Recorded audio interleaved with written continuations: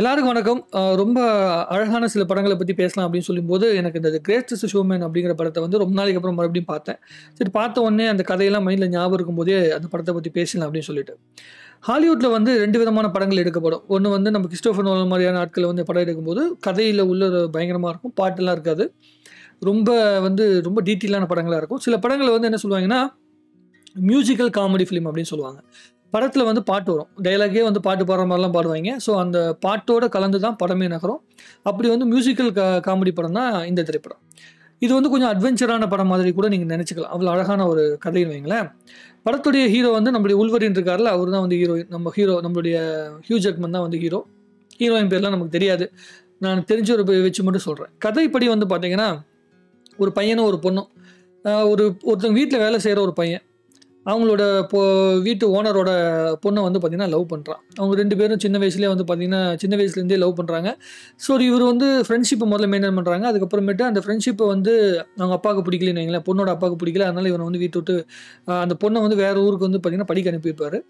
படிக்க அனுப்புன அப்போ கூட வந்து அப்புறம் கூட வந்து பார்த்தீங்கன்னா, இவரு வந்து ஹீரோ வந்து அவள மறக்க முடியாது. டெய்லி லெட்டர் எழுதுவாரு. தோணும் போதெல்லாம் லெட்டர் எழுதுவாரு. இவருடைய அப்பா வந்து இறந்து போயிறாரு. ஹீரோட வந்து அப்பா இறந்து போனோனே இவர் வந்து ரோட்டுக்கே வந்துடுறாரு. ரோட்டுக்கே வந்துட்டா கூட அந்த பொண்ணுக்கு லெட்டர் எழுதுறத வந்து அவர் மறக்க மாட்டார். அவர் லெட்டர் எழுதி அந்த காதல வந்து வளர்த்துக்கிட்டே இருப்பாங்க. காதல வளர்த்த உடனே இவர் ஓரளவுக்கு ஒரு நல்ல நிலைமைக்கு, ஓரளவுக்கு ஒரு நல்ல வேலைக்கு போன வயசு ஆகுதுன்னு வைங்களேன். ஒரு 20, 28 வயசுக்கு அப்புறமேட்டு பொண்ண போய் வந்து வீட்ல இருந்து போய் கூப்பிடுறாரு. அந்த பொண்ணு வந்துருது. நான் வந்து அவர் கூட தான் வாழ போறேன் அப்படின்னு சொல்லிட்டு வந்து குடும்பத்த எதிர்த்து வந்துருது. இவருக்கு என்ன ஆசைன்னா, அந்த பொண்ணுக்கு புடிச்ச ஒரு வாழ்க்கைய குடுக்கணும் அப்படிங்கிறது இவருக்கு ரொம்ப ரொம்ப ஆசை.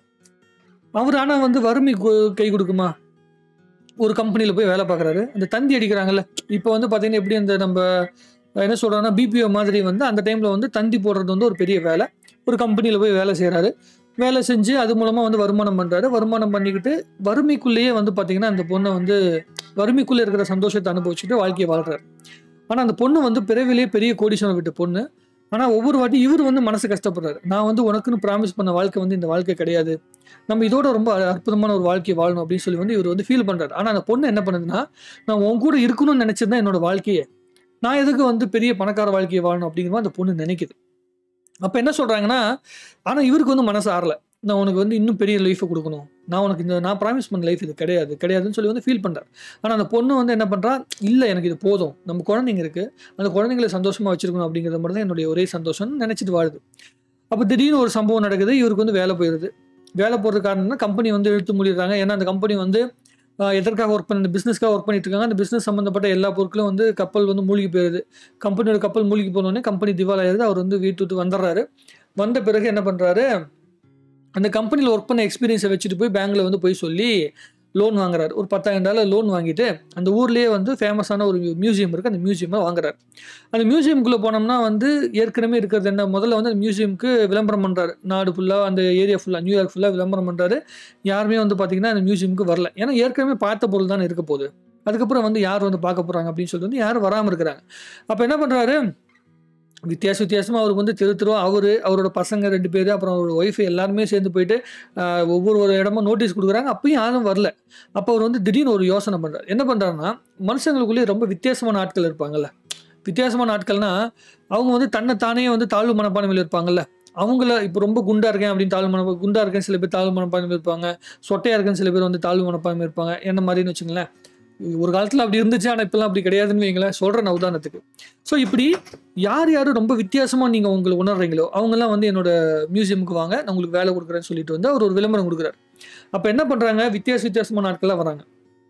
இவரா தேடி போய் சில பேர் வந்து பிடிக்கிறாரு. ஒரு பொண்ணு வந்து என்ன பண்றாங்கன்னா, பொண்ணு ஃபுல்லாவே தாடி மீசைலாம் இருக்கு. ஆள் பார்க்கறதுக்கு வந்து ஆம்பள மாரி இருக்காங்க அவங்க. ரொம்ப குண்டா இருக்கிறாங்க. ஆனா அவங்களோட வாய்ஸ் வந்து ரொம்ப நல்லா இருக்கு. ஸோ அவங்க வந்து பாட்டு பாடும்போது, ஒரு ஆண் தோற்றத்துல இருக்கிற ஒரு பொண்ணு பாட்டு பாடுனா எப்படி இருக்கும் அப்படின்றாங்க. சில பேர் வந்து பார்த்தீங்கன்னா, மூஞ்சி ஃபுல்லா உடம்பு ஃபுல்லாவே முடியா இருக்கிற சில பேரு, உடம்பு முழுக்க டாட்டூ குத்துன ஒரு ஆளு, அதே மாரி 7 அடி 8 அடி இருக்கிற ஒரு ஆளு, ரொம்ப குள்ளமா இருக்கிற ஒரு மனுஷன். ஆனா அவர் வாய்ஸ் வந்து பார்த்தீங்கன்னா, ரொம்ப குள்ளமான மனுஷன். அவருக்கு வாய்ஸ் வந்து ரொம்ப கணீர்னு வந்து ரொம்ப பேஸ் வாய்ஸ் இருக்கிற ஆளு. இது மாதிரி மக்களுக்குள்ளேயே ரொம்ப வித்தியாசமாக வந்து தோற்றமளிக்கிற ஆட்கள் எல்லாம் வந்து உள்ளுக்குள்ள வந்து வேலைக்கு போறாரு. அதே மாரி அங்க வந்து தனக்கு வந்து டேலண்ட் இருக்கு. எனக்குன்னு வந்து ஒரு விசிபிலிட்டி கிடைக்காம இருக்கு அப்படின்னு ஆசைப்படுறவங்க உள்ள வராங்க. அவங்கள வச்சு ஒரு ஷோ பண்றாரு. அந்த ஷோ பண்ணும்போது அந்த ஷோ வந்து மிகப்பெரிய சக்சஸ் அடையுது. ஏன்னா வித்தியாசமான மனிதர்கள அவங்களுக்குன்னு ஒரு ஸ்டேஜ் ஏத்தி பார்க்கும்போது, ஸ்டேஜ்ல இருக்கும்போது அவங்க வித்தியாசமான ஆட்களா பார்க்க மாட்டாங்க. அவங்ககிட்ட இருக்க பெர்ஃபார்மன்ஸ மட்டும் தான் பார்ப்பாங்க அப்படின்னு சொல்லி வந்து அந்த ஷோ வந்து அவரு இன்ட்ரோடியூஸ் பண்றாரு. தி கிரேட்டஸ்ட் ஷோ எவர் அப்படின்னு சொல்லி வந்து அந்த ஷோக்கு வந்து பேர் வச்சு பயங்கரமா வந்து பில்டப் பண்ணி சொல்றாரு. அப்படி சொல்லப்படும்போது அந்த அந்த ஏரியால என்ன பண்றாங்கன்னா, அது ஒரு நாடக மேடை தானே. அந்த நாடக மேடையில ஒவ்வொருத்தவங்களும் வந்து பார்த்தீங்கன்னா, அதுக்கு ரிவ்யூ எழுதுறதுக்குன்னு ஒரு ஆட்கள் இருப்பாங்க. இப்ப எப்படி வந்து நம்மளுடைய சினிமா ரிவ்யூவர் மாரி அப்போ வந்து பேப்பர்ல வந்து ரிவ்யூ எழுதுவாங்க. இது வந்து பார்த்தீங்கன்னா, மனுஷங்களுடைய இயலாமைய வந்து யூஸ் பண்ணி தப்பா பயன்படுத்துறாங்க. மக்கள் வந்து அவங்கள ரசிக்கிறாங்க அப்படிங்கிறதுக்காக மக்கள் ரசிக்கிறாங்களே தவிர, இது வந்து சரியான ஷோ கிடையாது. இவர் வந்து ஒரு ஃப்ராடு அப்படி இப்படின்னு எழுதுறாங்க. இவர் அதையும் மீறி என்ன பண்றாருன்னா, அந்த பத்திரிக்கை இருக்குல்ல, எந்த ரிவ்யூ எழுதுனாங்களோ அந்த பத்திரிக்கைய வந்து கொண்டு வந்து என்கிட்ட குடுத்தீங்கன்னா, நான் வந்து பார்த்தீங்கன்னா, உங்களுக்கு 50% டிஸ்கவுண்ட் குடுக்குறேன் அப்படின்னு சொல்லும்போது, அதுக்கு ஒரு கூட்டம் கூடுது. இப்படி வந்து பயங்கரமா ஃபேமஸ் பண்ணி கொண்டு போயிட்டே இருக்காரு. கொண்டு போகும்போது என்ன பண்றாங்கன்னா, ஒரு இடத்துல வந்து என்ன பண்றாங்கன்னா, ஒரு பெரிய சிங்கர் ஒரு ஒப்பேரா சிங்கர்ன்னு சொல்லுவாங்கல்ல. அ அவங்க வந்து பயங்கரமா பாட்டு பாடுற ஒரு பொண்ணு வந்து அவங்களோட லைஃப்ல வந்து வராங்க. அவங்கள வந்து ஒரு பாட்டு பாட வச்சு ஒரு மேடையில வந்து மேடை ஏத்துறாரு. மேடை ஏத்தும்போது அவரு பயங்கர ஃபேமஸ் ஆன உடனே அந்த அவங்களுடைய அந்த பாட்டு பாடுற அந்த ஷோவ உலகம் ஃபுல்லா கொண்டு போய் சேர்த்துறாங்க. சேர்த்தும்போது அவங்க என்ன பண்றாங்க, அந்த சிங்கர் வந்து இவருடைய அந்த தன்மை, இவங்க வந்து அந்த பாட்ட ரசிக்கிற விதம், அவங்கள கொண்டு போய் உலகம் ஃபுல்லா கொண்டு போய் சேர்த்துன விதம் இதெல்லாம் பார்த்து வந்து வியந்து போயிடுறாங்க. அவங்க வந்து ரிலேஷன்ஷிப்குள்ள வரணும்னு சொல்லி ஆசைப்படுறாங்க. ஆனா இவரு வந்து இல்ல முடியாதுன்னு சொல்லி வந்து விலகி வர்றாரு. அதுக்குள்ள என்ன ஆயிருதுன்னா, இவர் வந்து அந்த ஷோவ நோக்கி போகும்போது இங்க இருக்க சர்க்கஸ வந்து நடத்துறதுக்கு ஆள் கிடையாது. ஏன்னா இவரு தானே அந்த சர்க்கஸோட மெயினான ஆளு. இவரே அங்க இல்லாதனால சர்க்கஸ் வந்து ரொம்ப டவுன்ல போயிருது.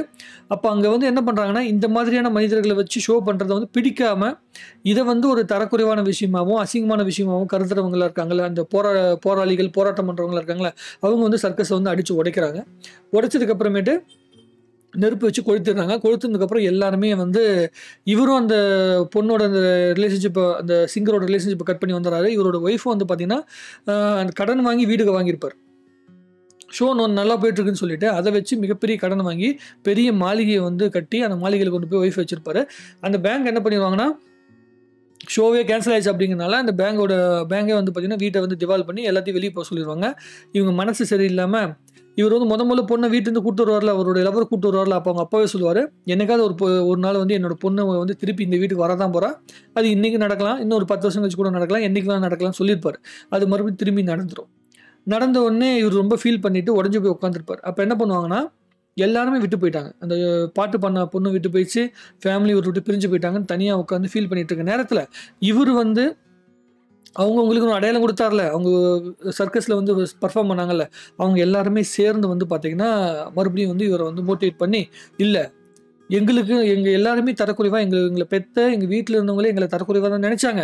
ஆனா நீங்க தான் எங்கள வந்து ஒரு பாசிட்டிவான ஆளா வந்து பார்த்தீங்க. அதனால உங்களுக்கு வந்து நாங்க வந்து ஷோல வந்து ஹெல்ப் பண்றோம்" அப்படின்னு சொல்லிட்டு, அவங்க வந்து இவங்க கூட ஷோவ மறுபடியும் நடத்தலாம்னு சொல்லும்போது, இவரு வந்து பார்ட்னரா ஒரு ஆள வந்து சேர்த்திருப்பார். அவரு வந்து ஒவ்வொரு வாட்டி ஷோ நடக்கும்போது 10% அவருக்குன்னு ஒதுக்கி வச்சிருப்பாரு. அந்த ஒட்டுமொத்த காசையும் போட்டு, இவரு வந்து மறுபடியும் ஒரு மேடை போட்டு, இவங்கள மறுபடியும் மேடை ஏத்தி, மறுபடியும் ஷோவ நடத்தி மிகப்பெரிய சக்சஸ் வந்து அடைஞ்சு, தி கிரேட்டஸ்ட் ஷோ எவர்ன்னு சொல்லி வந்து ரீச் பண்றாரு. அவருடைய ஒய்ஃப கொண்டு போயிட்டு வந்து ஆ மறுபடியும் போய் வீட்ல போய் பார்த்து, நான் இதுக்கு மேல லைஃப்ல ஒழுங்கா இருப்பேன்னு சொல்லி, கண்டிப்பா அவரு என்ன சொல்லுவாருன்னா, நான் வந்து என்ன நெனச்சுட்டு இருந்தேன் அப்டின்னா, எவ்வளவு கிடைச்சாலும் எனக்கு வந்து எவ்வளோதான் வருமானம் வந்து எவ்வளோதான் பெரிய அளவு புகழ் அடைஞ்சிருந்தா கூட, எல்லாருமே நான் வந்து ஆரம்ப காலத்துல நான் என்ன நிலைமையில இருந்தேனோ அத தான் சொல்லி வந்து என்ன மட்டம் தட்டிக்கிட்டே இருந்தாங்க.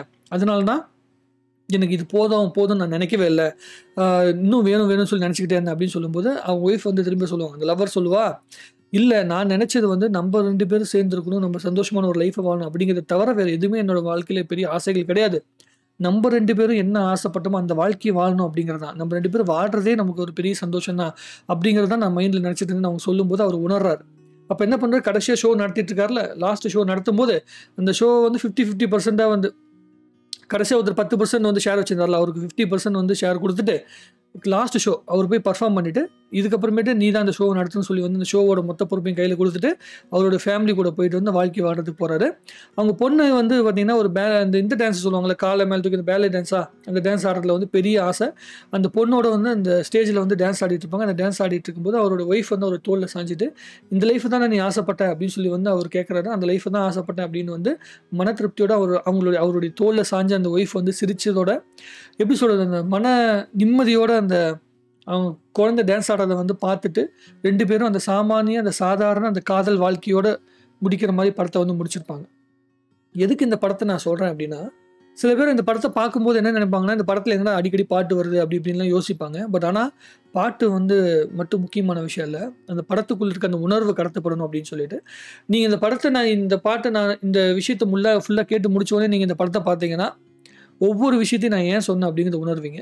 அந்த பொண்ணு வந்து அந்த கிளைமேக்ஸில் வந்து அந்த ஒய்ஃபு தோளில் சாஞ்சிட்டு சிரிச்சிட்டு சந்தோஷமாக இருக்கிற விஷயத்தை யோசிக்கும்போது ஒவ்வொரு லவ்வர்ஸுமே இப்படி தான் இருக்கணும் அப்படிங்கிற அந்த உணர்வை வந்து என் மனசுக்கு கடத்துச்சு. ரொம்ப ரொம்ப ரசித்து நான் பார்த்தேன் இந்த படத்தை.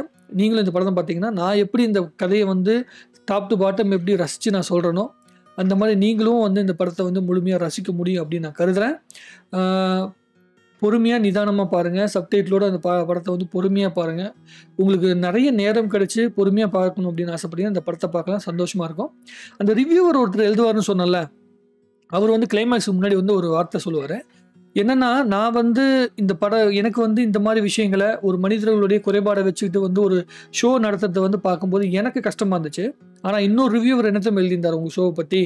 என்ன எழுதியிருந்தாருன்னா, இது வந்து ஒரு உண்மையான மனிதத்துவம் உள்ள ஒரு விஷயம். எல்லா மனிதர்களையும் சமமாக பார்க்குற ஒரு மனிதன் இருக்கிற ஷோ நடத்துறது, எல்லா மனிதர்களையும் சமமாக பார்க்குற ஒரு மனுஷன் நடத்துகிற ஷோ இது அப்படின்னு சொல்லி வந்து அவர் எழுதியிருந்தார்.